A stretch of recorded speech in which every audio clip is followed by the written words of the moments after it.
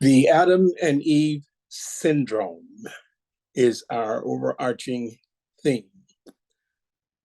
This theme is broken down into a number of subsets or subtopics. The first subset of topics is free your mind, rest will follow. Notice I did not say free your mind and the rest will follow. The is eliminated. The topic is free your mind and rest will follow, with emphasis on rest. Letting a new level of understanding of rest in this context rise in our minds.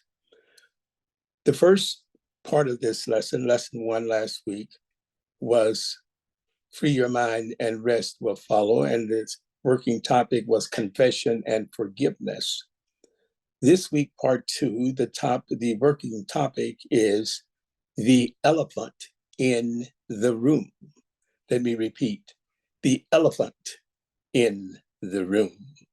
And I have elephant in quotation in the sentence, as well as room in quotation in the sentence. So let me read it again, and I want you to focus on those two words that are in quotation. The elephant, in quotes, in the room, quotes. The room is your consciousness. The room is your conscious awareness. The room is that place where you live. This is your room of life. This is your living room. And what we're saying here today is the idea here is to get you to recognize the elephant that is in the room. The elephant is usually obvious, but no one wants to speak about it. You don't want to draw conscious attention to it. Everybody just act like the elephant is not in the room. And so that's the idea here. We want to not be afraid to talk about the elephant in the room. We want to come out of denial and not only recognize it, but deal with the elephant in the room. You know, when we just walk around and live around like the elephant is not there. Everywhere we go, the elephant is in the room. The elephant, it is in your mind, to the point where you just become oblivious to it and just learn to live with it, bumping into it all day long, the elephant in the room. The story of Adam and Eve is an allegorical, metaphorical, parabolic idiom that ultimately characterizes the factors of the most insidious, crafty, deceptive, sinister, ominous, menacing, threatening, evil oxymoron of all time. Now, the anchoring word in this sentence is oxymoron. So the Adam and Eve story is about an oxymoron, the greatest oxymoron of all time. But let me reread this created sentence here that flowed through me about 2 o'clock this morning, in explaining to you what the Adam and Eve story in the Bible is all about and what it essentially is that is overlooked. It's talking about the elephant in the room. The story of Adam and Eve, listen to this. Now, at one point, because I started to read the story of Adam and Eve in week 1, it didn't have time for it. It didn't fit. So I said, I'll get it in here next week when we're talking about the Adam and Eve story and the Adam and Eve syndrome. And I haven't even shared with you or read to you the story in the book of Genesis, the story of Adam and Eve. But you know what I found that the Spirit was leading me to do is to get your mind ready for the story, is to tell you what it's all about before I tell you the story. So the first 1 or 2 lessons here, before we read the story of Adam and Eve, is to tell you about the story, to tell you about what you're going to read. I'm telling you what to look for when you read the story. Oh, you know the story of Adam and Eve. And those of you who've been with me a long time, well, we've read that story before a number of times, and we've translated it and digressed it and broken it apart. But you know what? You're going to see it tonight or in this lesson from a whole new consciousness. So I'm telling you about this story of Adam and Eve that we're going to delve into and we're going to be on for a long time. The story of Adam and Eve is an allegory, it's a metaphor, it's a parable, it's an oxymoron. The story of Adam and Eve is an allegorical, metaphorical, parabolic idiom that ultimately characterizes the factors of the most insidious, crafty, deceptive, sinister, ominous, menacing, threatening, evil oxymoron of all time. The Adam and Eve allegory. What does it do? It explains the origin of sin. It explains what sin is not. It explains what sin is. It explains what sin does. It explains how to escape sin. So you can escape sin. And explains how to expunge all aspects and effects that sin has caused in your life. Oh, but you say, that doesn't apply to me. I'm in New Thought. I'm a metaphysician. I belong to the church of so and so and so. We don't teach sin. We don't believe in sin, but look in the mirror, look at your life, look at your finances, look at your relationships, look at your health, look at your peace of mind, and then you're going to tell me, no, you got all the evidence of sin.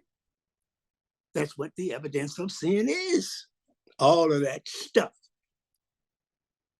So our topic is free your mind. What Mozamdar says in a few sentences, he helps us get ready for this revelation that we're growing into. He says, we know that man as spirit is free. Your mind is forever free. It is not a question of freedom.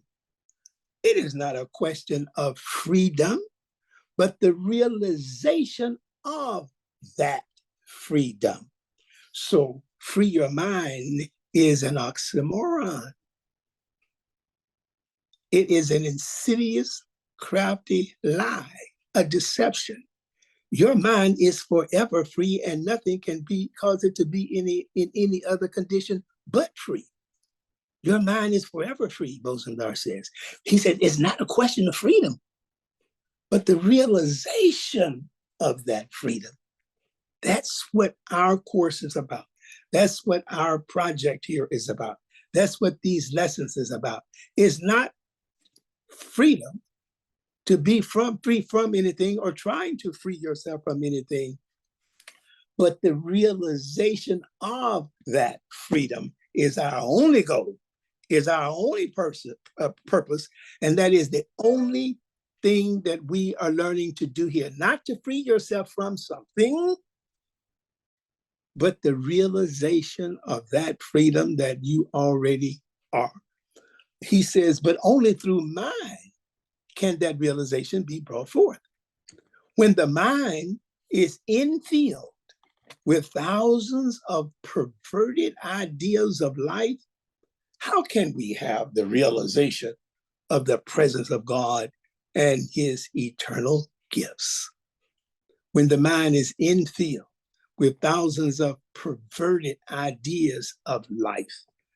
When I listen to, which is rare, other teachers of this philosophy that we practice, I did say rare because I listen rare, but when I do, what I listen to with a changed mind that I have, I hear a number of these perverted ideas that he's talking about, and they have no idea what they're saying, because I used to say the same thing.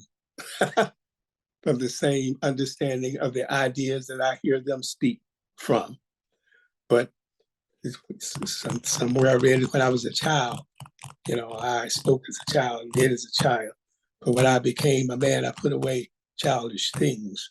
So those that I hear a lot now are childish things. When the mind is infilled with thousands of perverted ideas of life, how can we have the realization of the presence of God and his eternal gifts? Freedom from sin and its effects is the basis. And found these are not his words. I'm shifting back to Ahman's words now. I've ended quoting Mosendar's words. So Ahman says, freedom from sin and its effects is the basis and foundational meaning and purpose of every religion, every philosophy, or spiritual teaching. Let me repeat. Freedom from sin and the effects of sin is the basis and foundational meaning and purpose of every religion, philosophy, or spiritual teaching. Free your mind and rest will follow. While I'm using this as a working topic, the topic in itself, according to Mosendar, is a perverted idea. And so someone would work from this topic as though they are being profoundly insightful and revelational and spiritual and have no idea what they're talking about. Free your mind and rest will follow. It looks acceptable. It makes sense, but it makes no sense according to the teaching, the lesson that I'm bringing forth tonight. Why? Because this statement itself is one of those perverted ideas that Mosendar makes mention of. And it is one of the foremost root causes of every unanswered prayer ever uttered. Free your mind and the rest will follow, or a rest will follow, because it's an oxymoron. And what is an oxymoron? A figure of speech in which apparently contradictory terms appear in conjunction. Reread. Let me reread it and think about free your mind. Oxymoron, a figure of speech in which apparently contradictory terms appear in conjunction. Well, free and mind appearing in the same sentence in conjunction is an oxymoron, because a mind can't be anything but free, and a mind can be being anything but free cannot be free. So it's an oxymoron. Free. You can't free your mind. The mind, the condition of the state of mind cannot change from freedom to anything else. The very idea or belief that you can free your mind is a twisted idea, as it is a metaphorical rabbit hole created by the ego in the Garden of Eden to lead you into difficult mental situations that are always hard to get out of, simply because they are not real. The conditions are not real. The situations are not real. A Course in Miracles puts it this way. So here you have these 3 volumes, separate books of A Course in Miracles. But when you open up the cover of the very first one, which is the textbook, the first words that appear are these 3 little tight sentences, and then on one page, it says, and essentially what it means, the rest of the 3 volumes of the books rest on these 3 sentences. Nothing else appears on the page, but these 3 sentences: nothing real can be threatened. Nothing unreal exists. Herein lies the peace of God. Let's go forth now. Even in this teaching, as we explore the dynamics of freeing the mind, quote unquote, to experience the peace of God, the subject or discussion of sin is preferred to be avoided. Those of us in New Thought, we do not want to address the elephant in the room, because somewhere in Basic 101, we were told there's no such thing as sin. Sin is not real. Sin does not exist. Fundamentally, spiritually speaking, foundationally speaking, that is true. But that doesn't remove the elephant in the room. So the elephant is in the room. Because it can be an uncomfortable and controversial idea, it's avoided. The idea to address it, therefore, this problem called sin becomes the proverbial elephant in the room. And what does it do? It hinders answered prayer through spiritual ignorance. Now, the Adam and Eve syndrome. Let's describe syndrome by giving it the meaning that I want to convey here, if you want to catch. Syndrome is spelled SIN-DROME. Sin, S-I-N, that's the, but it's a play on the true word syndrome, S-Y-N-D-R-O-M-E. The proper English word is S-Y-N-D-R-O-M-E. We're doing a play on it by changing the S-Y-N to S-I-N. But let's give the accurate definition of the word spelled correctly, S-Y-N-D-R-O-M-E. And the dictionary defines it as a number of signs or symptoms occurring together and characterizing a specific disease or a condition. You know, you have different medical terms dealing with syndromes, the this and that syndrome, or the this and that syndrome, but it's a number of a disease or elements operating at the same time to characterize a named disease or symptom or whatever. And now I'm calling it in our context here that we're dealing with is the Adam and Eve syndrome. The elephant in the room is an idiom used in this case to illustrate how man believes that this syndrome called sin is real. Even though man may say or declare otherwise, because the belief that sin is real, even though otherwise he's saying that he doesn't believe it, even though he may or declare otherwise, because the belief that sin is real is verified, it's validated, and it's evidenced by both your senses and experience. How? Through the effects and the affects, through the effects and the affects of the appearances in your life, the illusions in your life, the signs and symptoms in your life, the signs and symptoms of fear and guilt and anger and shame that is showing up in your life is evidence that you do believe in sin, or else you will not be experiencing these signs, these symptoms, and these effects and affects. The evidence shows that you do. So the allegory of Adam and Eve is the illustration of the genesis, which means the origin of this universal idea of the elephant in the room, with sin being the elephant and the room being race consciousness. Now, while the elephant is the largest and the strongest land animal in the world, still, that strongest, largest animal in the world, think about sin, can be trained and conditioned to believe that it has no power. That elephant can be trained to believe that it has no power to free itself from the syndrome of impotence, because that's what it's experiencing when it can't use its power. And that is derived from the deception of being confined and helpless. As we go forth with the illustration of the elephant in the room, you are to temporarily be willing to see yourself as that elephant and go through the dynamics of how this elephant is being described. And you can see, while like this elephant having power that it can't use, which is impotence, is what impotence is, so do you have power that you are not using because your mind has been conditioned to not use it.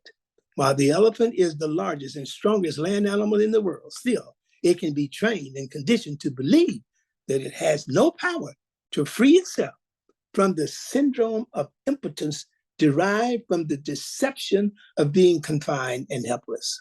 Now, here's the elephant story, and what is developing for you the idea of spiritual impotence, and we are healing ourselves of spiritual impotence to the point that we can begin now to use power that we have not heretofore used because of conditioning.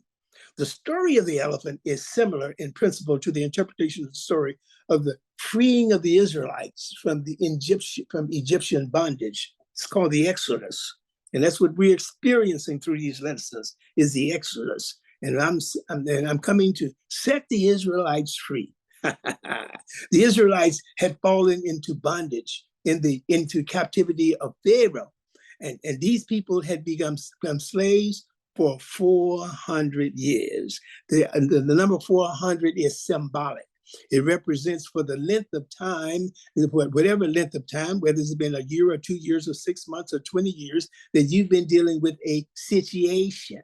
That's your 400 years. And you've been in captivity by the Pharaoh, which is the intellect, which is the ego of your mind, telling you that you can't free yourself from this condition because of whatever belief it is that in your mind that you believe is the cause of that situation. And you don't believe that you have the power to free yourself from it, which means by eliminating it.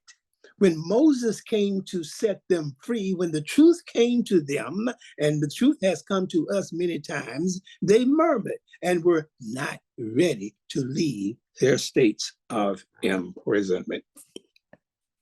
How long did it take Moses to free the Israelites? Oh, that thing went on and on and on and on. Come down here to disturb us. You want us to do what?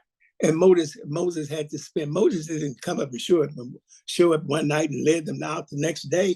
Moses had to spend years working with these Israelites to get them in a state of mind to leave their past, to let go, to walk out and walk away from Pharaoh, trying to get them to see you are already free. He had to free them mentally. He had to free their minds so that rest will follow. When Moses came to set them free, many murmured and were not ready to leave their states of imprisonment. If you were, let me personalize this, if I were truly ready to walk away from this situation, from this that has imprisoned me, from that which is I'm captive to, if it's a medical situation, it's a financial situation, the situation in a relationship, if I was ready to be free, I would be free.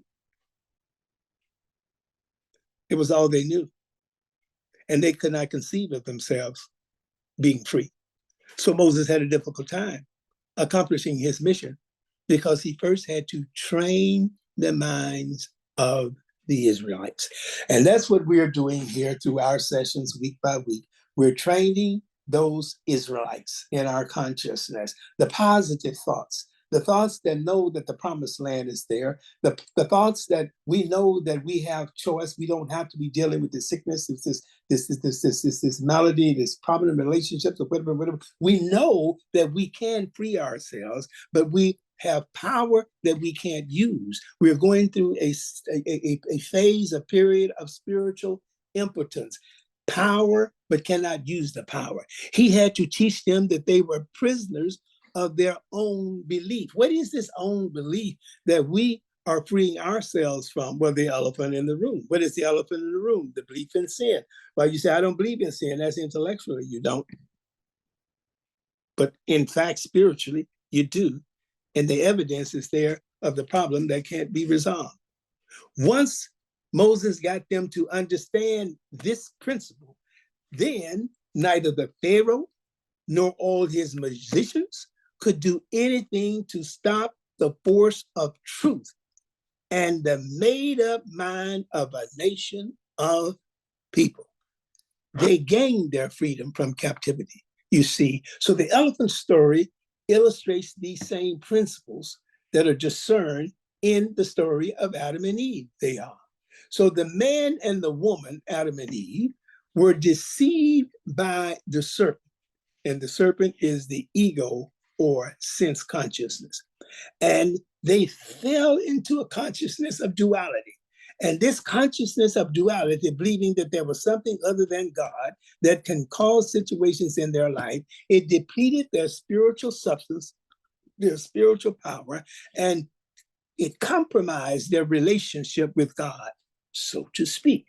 So, in this changed state of mind, a perceived state of separation, which is what sin is a belief in separation from God, and it's a temporary state of insanity that we fall into. It's called sin consciousness. So, in fact, and in reality and truth, there is no sin, but there is the temporary belief in separation, which, of course, the miracle says is what sin is. Sin is a belief in temporary separation from God.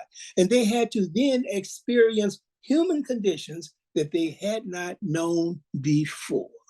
So only they could free themselves from this state of mind and correspondingly from conditions that this state of mind caused. And this is done by changing their perception, is what they learned. And that's what the definition of miracle is. The definition of the miracle is to change your perception. Free your mind and rest will follow. Free your mind from the belief in sin and the belief that there is some other power other than God that can cause situations, conditions, or circumstances in your life.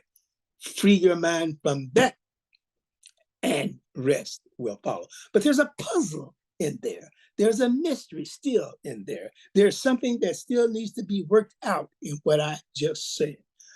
That's the mystery of these teachings.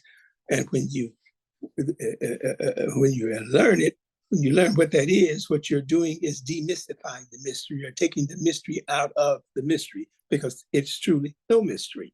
It's the simplicity of it that is the mystery. So when the baby elephant was very young, it looked around at its world in awe. Its mom and dad were giants in their eyes, in its eyes. And the elephant thought, one day I will be huge and powerful like my mom and dad.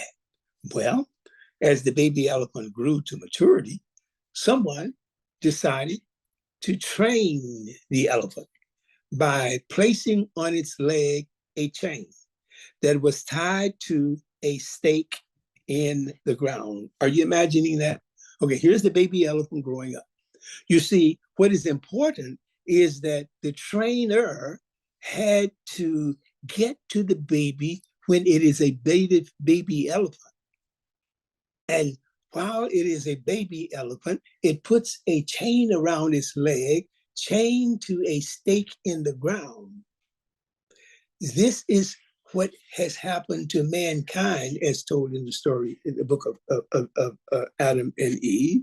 You see, what we're experiencing here in our lives is this metaphorical chain on our legs that is chained to a stake in the ground, equivalent to sin. That's what sin has done to us. The belief that there is something other than God, there's another power that can cause these conditions and situations in our life. So we go through this thing called healing. We go through workshops, we go through classes, we go through meditation, and we're falling into a rabbit hole, not knowing it, that what we're trying to do is free ourselves from some condition or situation. And so we change the words in the sentence and we write a prayer this way, or we say it with that intonation, or we use our candles, we use our tools, we use all of this. And what we're trying to do is free our mind. We're trying to free your mind. You're trying to free yourself from something that you can't free yourself from. It's an oxymoron. Whenever the elephant attempted to go beyond the length of the chain, there would be a tug on its leg. The elephant is being trained. It caused the elephant to stop. It could go so far, stop, mentally stop. In the beginning, the elephant pulled hard against it, trying to free itself from the grip of the stake in the ground. But it was always unsuccessful. And so it became less and less powerful. Well, we've been in this condition with this sickness and this illness and so forth, or this impoverished state of mind, or this go on, add to it, whatever it is, and the state is becoming stronger and stronger, and our power is becoming weaker and weaker. And it's called a chronic situation, long-standing situations. Can't see our way out. We learn to live with it. We become complacent and we just take the medicine or just accept the things as the way it is. This is my lot in life. Before long, the elephant simply surrenders to the power of the stake in the ground and accept its limitation. The elephant had become a captive and lived forever afterwards in captivity, imprisoned how? By its own beliefs, not the stake. Now, an elephant that becomes thousands of pounds cannot pull up that little stake in the ground. A child can come along and pull up the stake, but not the elephant. The elephant had become a captive and lived forever afterwards in captivity, imprisoned by its own beliefs. Later, the elephant became an adult and weighed thousands of pounds, the largest land animal on the earth, strongest land animal on the earth. Later, the elephant became an adult and weighed thousands of pounds more than it did when the chain and stake were first applied. The elephant lost all desire to pull itself from the same stake in the ground that was put on his leg when it was a child, although it had now the power to do so. But because of training and conditioning of the mind, the elephant in the room, in our own minds, the elephant in the room of our own minds, because of our trained conditions that I have to live with this. There's something that caused this that I cannot rid myself of. But because of the training and conditioning of the mind, the elephant now believes that it is restrained by this chain and stake, and so it never tries anymore to free itself from bondage. So I go out of life this way. During this imprisonment, the elephant appears to be complacent and contented with its circumstances. It has learned to adapt and accept its fate. The elephant never lost its potential, though the elephant never lost its potential power that was never used. Why? Because of deception by its master. The story is told as an illustration of how many people struggle daily and have struggled for years and possibly lifetimes with chained to stakes in the ground, being chained to stakes in the ground. How long? How long? How long have you been dealing with some situation that you have the power to pull that stake up or to walk away from, but you have not because of the elephant in the room?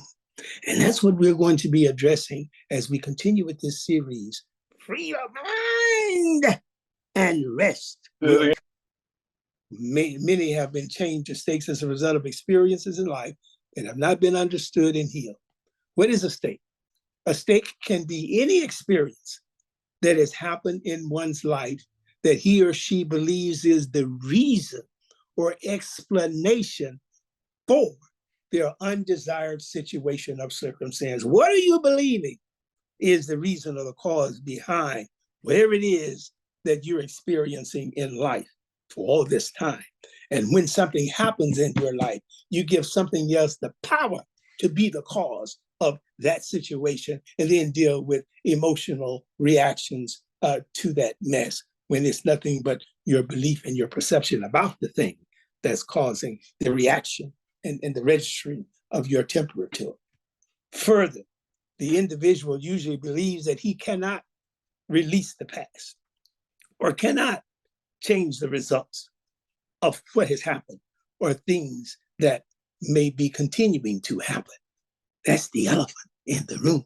Therefore, this individual feels circumscribed, victimized, and limited by sickness and misfortune and lack and loss, etc., and etc. So the person remains in this predicament until someone or truth appears on the scene to rescue or save them from their own circumscribed belief system, which is the stake in the ground or sin. ye shall know the truth, and the truth shall set you free. And so it is. And so it is.